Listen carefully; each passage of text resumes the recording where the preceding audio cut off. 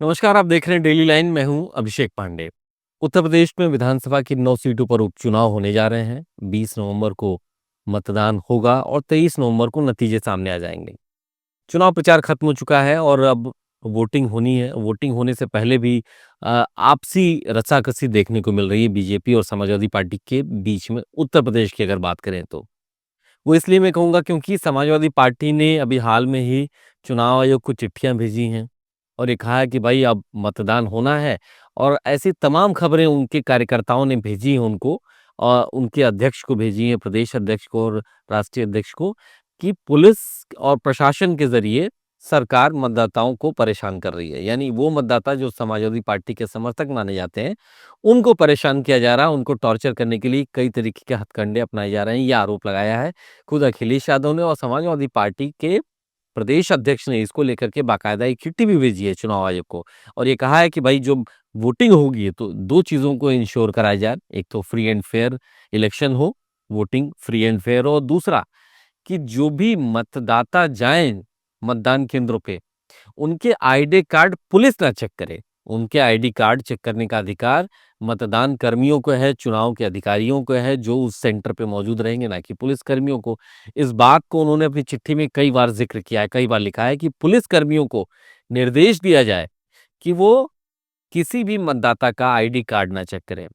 क्योंकि समाजवादी पार्टी की तरफ से ये चिंता ज़ाहिर की गई है कि पुलिसकर्मी अपने पद का दुरुपयोग करके, प्रशासन के लोग अपने पद का दुरुपयोग करके मतदाताओं के आईडी कार्ड जब चेक करते हैं तो एक तरीके से उन पर भय, उन पर डर इम्पोज़ करते हैं। बिना कहे, बिना कुछ करे एक तरीके से भयभीत करते हैं मतदाताओं को, ये समाजवादी पार्टी का आरोप है। और उसको उन्होंने एक उदाहरण के साथ कोट किया है कि लोकसभा के चुनाव में भी ऐसा हुआ था, हम लोगों ने शिकायत की थी। ख़ास तौर पे जो समाजवादी पार्टी के समर्थक मतदाता हैं, उनको सबसे ज़्यादा परेशान किया गया है। रामपुर में जब हो रहा था, तब भी बात बहुत ज़्यादा सामने आई थी। अखिलेश यादव ने कहा है कि, और समाजवादी पार्टी की तरफ से जो चिट्ठी गई है उसमें भी कहा गया है कि मुस्लिम महिला मतदाता हैं जो नकाब में रहती हैं, बुर्के में रहती हैं, उन पर सबसे ज़्यादा दिक्कत है क्योंकि पुलिस के कर्मी उनको रोकते हैं। आईडी कार्ड चेक करने के बहाने उनका नकाब उतारते हैं, और नकाब कम से कम कुछ तौर पर जो रूढ़िवादी मुस्लिम महिला मतदाताएँ हैं, या मुस्लिम महिलाएँ हैं, वो नकाब को लेकर के बहुत सेंसिटिव होती हैं। और समाजवादी पार्टी का कहना है कि ऐसी मतदाता जो होते हैं, उनका आईडी कार्ड जब चेक किया जाता है, उनका नकाब हटाने की बात कही जाती है, तो वो डर के मारे वोटिंग सेंटर तक ही नहीं पहुँचते। बहुत सारे लोग घरों में ही रह जाते हैं कि अरे वहाँ कौन जाएगा, वहाँ पे चेक करेंगे, नकाब हटाएँगे, कई चीज़ें पूछेंगे, तो बहुत सारे लोग नहीं जाते हैं। ये समाजवादी पार्टी का आरोप है। हालाँकि जो चिट्ठी भेजी गई है, उसका कुछ अंश मैं ज़रूर पढ़ कर के बताना चाहूँगा। उसमें इस बात का ज़िक्र किया गया है कि जो रिटर्निंग अफ़सर हैं या चुनाव के जो अधिकारी हैं, वो लिखित आदेश जारी करें कि 20 नवंबर 2024 को मतदान के दिन कोई पुलिसकर्मी किसी मतदाता की आईडी कार्ड, पहचान पत्र की जाँच नहीं करेगा। आगे ये भी लिखा गया है कि लोकसभा का निर्वाचन जो 2024 हो रहा था, तो उस दिन ये देखा गया था कि पुलिसकर्मियों द्वारा अपने पद और पावर का दुरुपयोग करके चेक किया गया महिला मतदाताओं को, खासतौर पे जो सपा समर्थक, विशेषकर मुस्लिम महिला मतदाताओं को। और ये लोग वापस लौट जाते हैं, इस बात का ज़िक्र किया गया है। तो इस चिट्ठी में कई चीज़ों का ज़िक्र किया है। श्याम लाल पाल हैं, प्रदेश अध्यक्ष हैं, on the behalf of Akhilesh Yadav, उन्होंने इस बात को लिखा है कि कई बार अंडरलाइन करते हुए लिखा है कि 20 तारीख को पुलिसकर्मी किसी मतदाता का आईडी कार्ड ना चेक करें, ये इंश्योर किया जाए। ये समाजवादी पार्टी की चिट्ठी है। डर ये है समाजवादी पार्टी को कि बहुत सारे जो समाजवादी पार्टी के समर्थक हैं, खासतौर पे अल्पसंख्यक समुदाय में, और मुस्लिम महिलाएं हैं जो मतदान के समय वोट डालने पहुंचती हैं, नकाब में रहती हैं, और उनको भयभीत करने का काम किया जाता है सरकार में। ये आरोप इस चिट्ठी के जरिए भी दिखाई दे रहा है। साथ ही साथ आप वोटिंग टर्नआउट को लेकर के भी चिंता ज़ाहिर की गई है कि अगर लोग निकलेंगे नहीं, वोट देने आएँगे नहीं, भयभीत किए जाएँगे, तो वोटिंग परसेंटेज भी डाउन होगा, जो भी उनको लगता है कि समाजवादी पार्टी का ही नुकसान होगा। इस बात को चिंता ज़ाहिर की गई। इसी दौरान अखिलेश यादव खुद ने, उन्होंने अपने सोशल मीडिया प्लेटफ़ॉर्म एक्स पे एक लाल रंग की चिट्ठी शेयर की है। इस लाल रंग की चिट्ठी में चेतावनी नोटिस है एक तरीके से। उन्होंने एक्स पे लिखा है कि चुनाव आयोग इस बात का संज्ञान लें कि उत्तर प्रदेश में शासन-प्रशासन पक्षपातपूर्ण रवैया अपना रहा है और मतदान को बाधित करने के लिए नोटिस चेतावनी के लाल कार्ड बांट करके मतदाताओं पर दबाव बनाया जा रहा है। एक तरीके से ये गैर कानूनी है और इस पर एफआईआर दर्ज होनी चाहिए, अपराध की तरह दर्ज करके कार्रवाई करनी चाहिए और सर्वोच्च न्यायालय से अपील है कि स्वतः संज्ञान ले इस बारे में कि भाई ये लाल कार्ड और जो चेतावनी नोटिस है वो क्यों जारी किया जा रहा है। अब ये चेतावनी नोटिस क्या है, हम जरूर बताएंगे।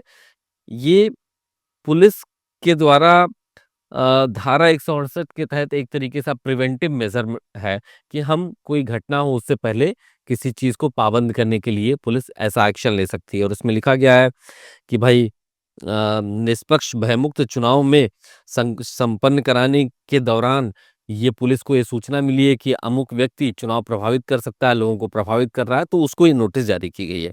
तो ये जो लाल नोटिस है इसको अखिलेश यादव ने बहुत सीरियसली लिया और ये कहा है कि ज्यादातर ये लाल नोटिस मुस्लिम समुदाय के लोगों को, नेताओं को भेजा गया है, उनको घर में नजरबंद किया जा रहा है, उनको नोटिस दिया जा रहा है, उनको डराया धमकाया जा रहा है, उनके पुराने मुकदमों को भी पुलिस खोलने लगी है ताकि जब मतदान से पहले ऐसे लोग घर से ना निकलें, वोटिंग के लिए ना निकलें। और समाजवादी पार्टी और अखिलेश यादव बार बार ये कह रहे हैं कि ये उनके समर्थक मतदाता हैं। तो ऐसे में जब उनके समर्थक मतदाता वोट के लिए पहुंचेंगे नहीं तो सपा को वोट नहीं मिलेगा और उसको हारने का खतरा बना रहेगा। तो दो चीजें, पहली तो चिट्ठी लिख करके कहा गया कि भाई आईडी कार्ड न चेक किया जाए। दूसरा, खुद अखिलेश यादव कहते हैं कि ये जो लाल चेतावनी नोटिस जारी किया जा रहा है ये असंवैधानिक है, गैर कानूनी है।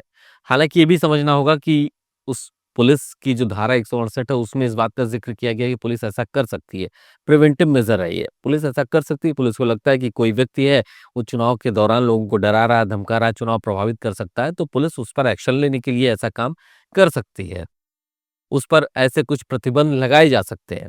लेकिन समाजवादी पार्टी को लगता है कि ये सारे उनके मतदाताओं और उनके समर्थकों के ऊपर ही किया जा रहा है, इसलिए ये उनके लिए उनको परेशान करने वाली बात है।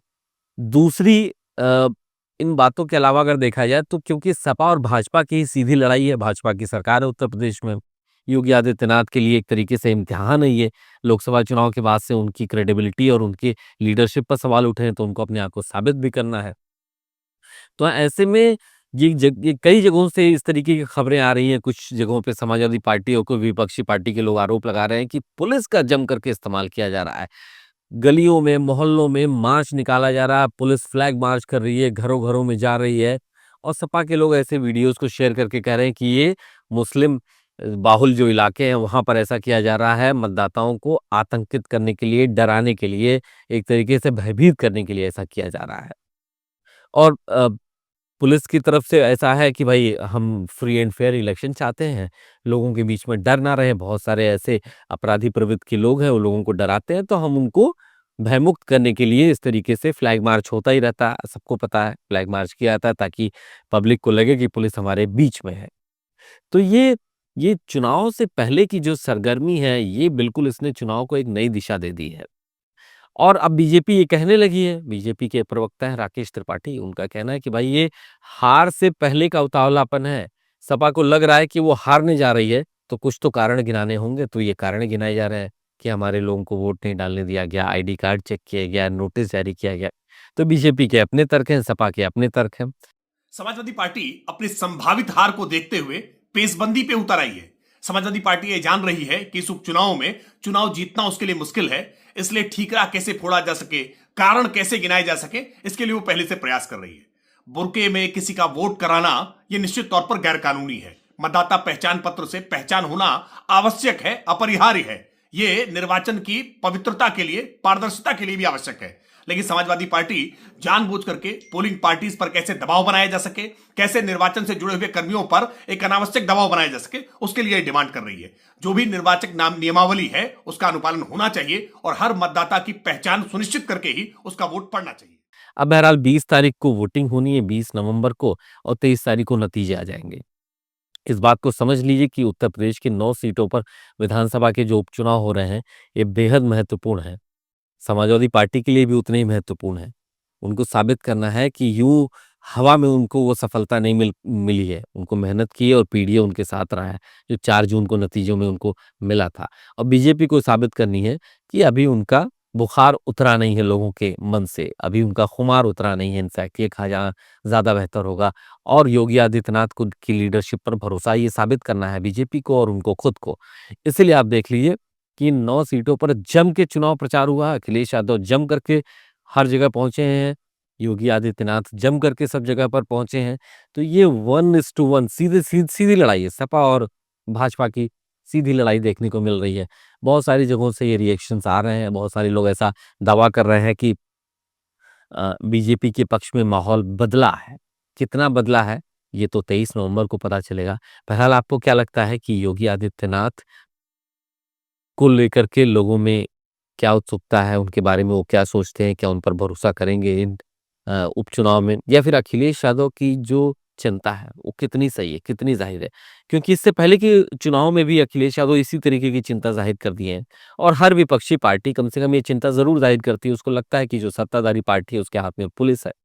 आपको क्या लगता है कि अखिलेश यादव की जो चिंता है, वो कितनी सही है और इस टेस्ट में कौन पास होगा? कमेंट करके आप ज़रूर बताइए और आप देखते रहिए डेली लाइव।